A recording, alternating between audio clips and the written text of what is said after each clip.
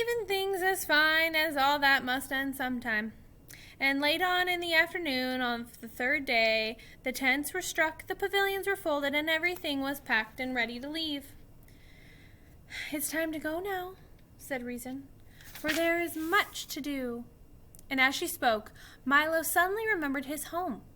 He wanted very much to go back, yet somehow he could not bear the thought of leaving. "And so you must say goodbye," said Rhyme, patting him gently on the cheek. "To everyone?" said Milo unhappily.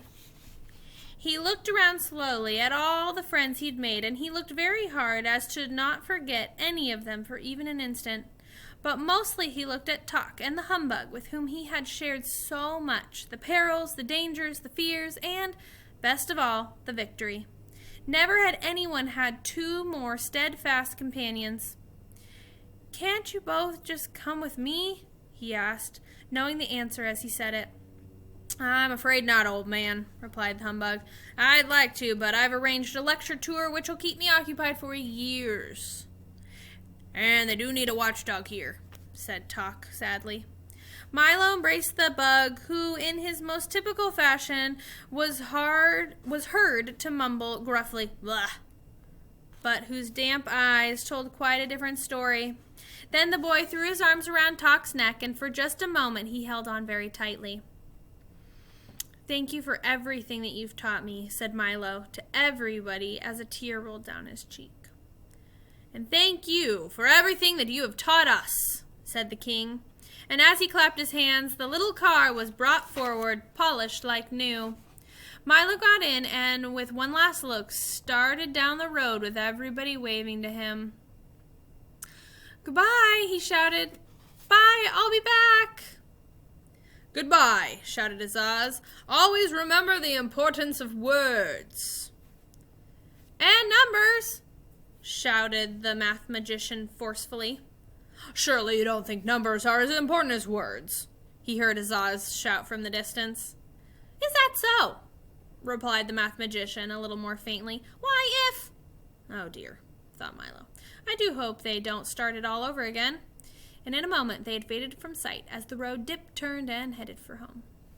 All right, this is chapter 20, last chapter. It says goodbye and hello. As the pleasant countryside flashed by and the wind whistled a tune on the windshield, it suddenly occurred to Milo that he must have been gone for several weeks. "I do hope that nobody's been worried," he thought, urging the car on faster. "Man, I really haven't been this way I've never been away this long before." The late afternoon sun had turned now from a vivid yellow to a warm, lazy orange, and it seemed almost as tired as he was. The road raced ahead in a series of gentle curves that began to look familiar, and off in the distance the solitary Tollbooth appeared. A welcome sight indeed. In a few minutes he reached the end of his journey, deposited his coin, and drove through, and almost before realizing it, he was sitting in the middle of his own room again. It's only 6 o'clock, he observed with a yawn, and then in a moment he made an even more interesting discovery.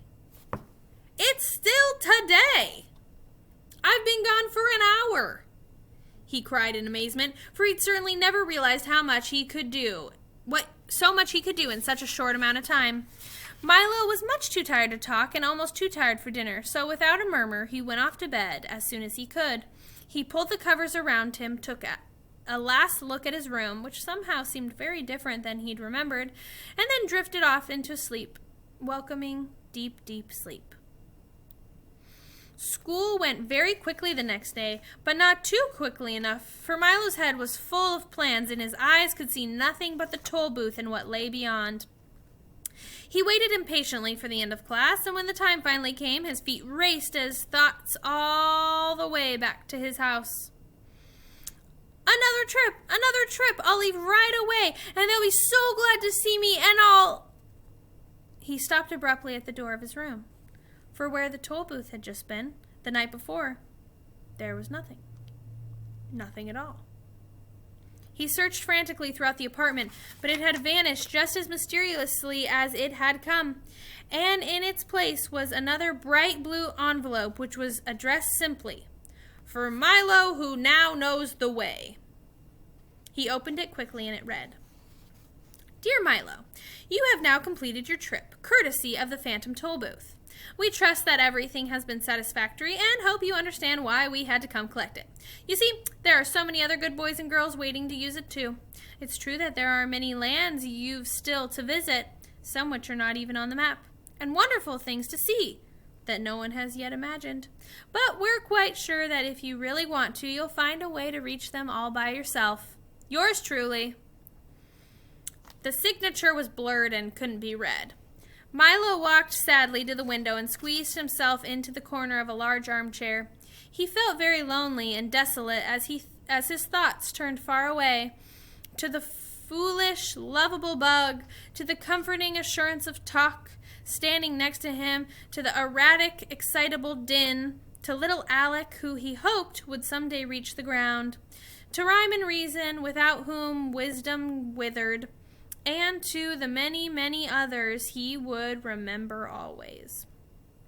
And yet, even as he thought of all these things, he noticed somehow that the sky was a lovely shade of blue, and that one cloud had the shape of a sailing ship. The tips of the trees held pale yellow young buds, and the leaves were a rich, deep green. Outside the window there was so much to see and hear and touch, and walks to take, hills to climb, caterpillars to watch as they strolled through the garden. There were voices to hear and conversations to listen to and wonder, and the special smell of each day. And in the very room in which he sat, there were books that could take you anywhere, and things to invent and make and build and break, and all the puzzle and excitement of everything that he didn't know, music to play, songs to sing, and words to imagine, and then someday he could make it real.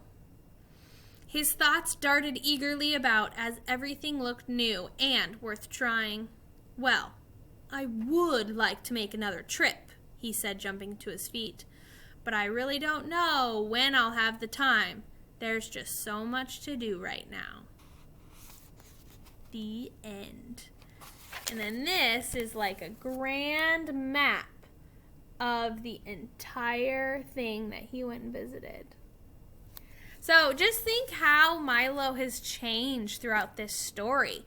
He at first was just like, everything is boring and everything's useless. And then by the end he was like, wow, there's so much world to discover.